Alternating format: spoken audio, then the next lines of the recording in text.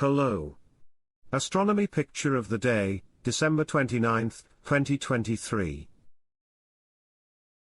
Today's video is about Shakespeare in space. In 1986, Voyager 2 became the only spacecraft to explore ice giant planet Uranus close-up.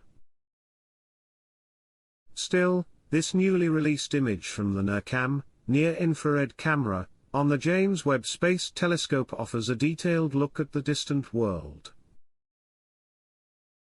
The tilted outer planet rotates on its axis once in about 17 hours. Its north pole is presently pointed near our line of sight, offering direct views of its northern hemisphere and a faint but extensive system of rings. Of the giant planet's 27 known moons, 14 are annotated in the image. The brighter ones show hints of Webb's characteristic diffraction spikes. And though these worlds of the outer solar system were unknown in Shakespearean times, all but 2 of the 27 Uranian moons are named for characters in the English bards' plays. Thanks for watching. And don't forget to like, comment, and share.